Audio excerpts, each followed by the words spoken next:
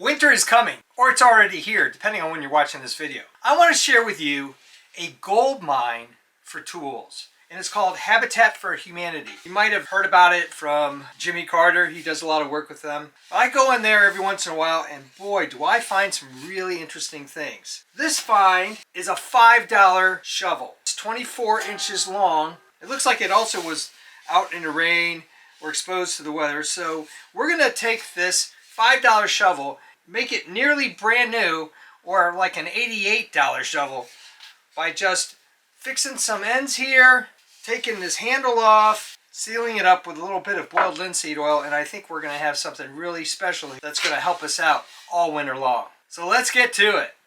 First thing we need to do is take these bolts off and separate the handle from the shovel itself.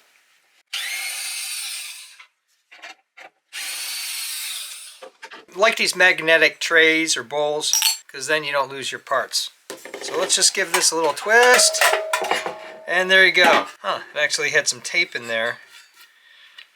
First thing we're going to do is fix this shovel, and it's not going to take much time at all. You can see that have a little bit of bend up here on the ends. We're going to clean these edges up a little bit with a plier and just kind of straighten it all out. I was amazed I found this shovel. I always go into Habitat of Humanity, never know what you're going to see, and I usually find some pretty incredible things.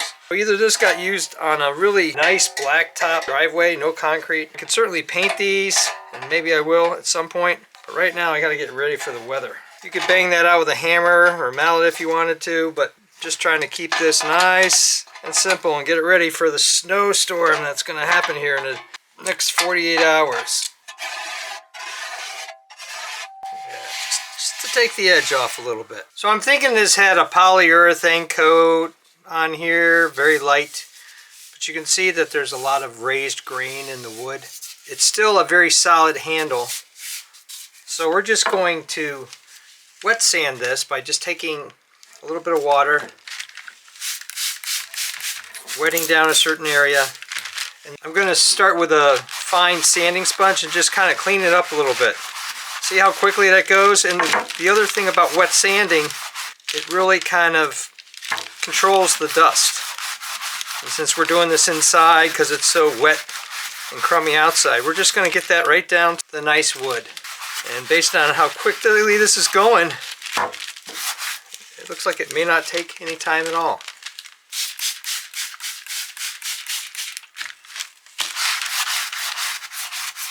Wow, that's really amazing. Finish this up all the way down, and then we'll seal it off. Looking a lot better. You can see the goo that I took off just peels off. I mean, look at that stuff. So you have to kind of brush the sanding pads off. So this is like 120. Then I did a 240 pass on it. I'm going to start doing some passes with some wet sand 320. Wet it down and run it back and forth like this. It doesn't take long. I mean, I've been on this for about 10 minutes at this stage, for probably another 10 minutes with this 320, and we'll be right where we want to be. You can see all the stuff that came off in the sandpaper. You know, I cleaned that off, use it again, clean it off, use it again. It just takes all that polyurethane, dirt, dust, grime, whatever it is, and taking it right down to the basic wood. I'm going to let this dry out a little bit, and then we'll hit it with some linseed oil. Next step, you could put polyurethane on here, you could stain it, but I'm a big fan of boiled linseed oil. You could use a paper towel, but I also prefer using old socks. Let's open this guy up. You want to do this in a well-ventilated area. Pour some on there. Whoa, and it comes out fast. I'm just turning it like this and getting it on there. Let it sit for a while, wipe it off with a paper towel, then add a couple coats, maybe 2 or 3. Since it was really bad outside and spray painting was not an option, I just took some of this primer paint, sprayed it into a cup, used a little penny brush, and just touched up some of the places. It's cosmetic, it's an option.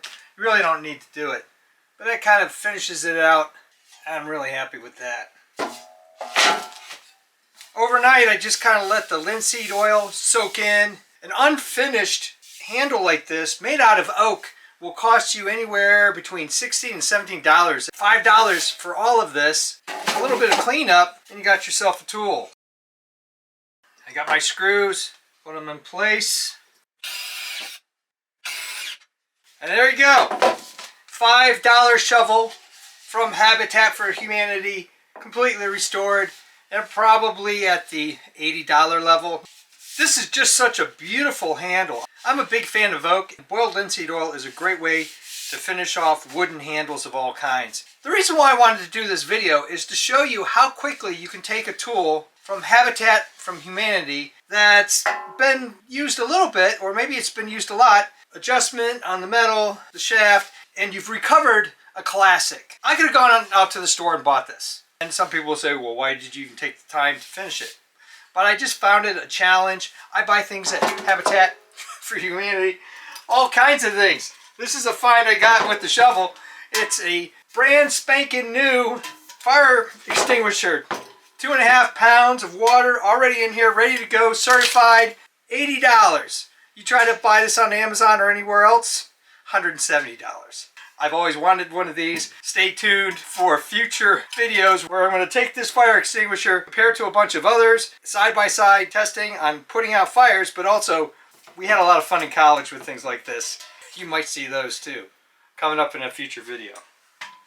When you buy things at Habitat for Humanity, furniture, hardware of all kinds, doorknobs, all those sorts of light fixtures, they have everything, bicycles, furniture.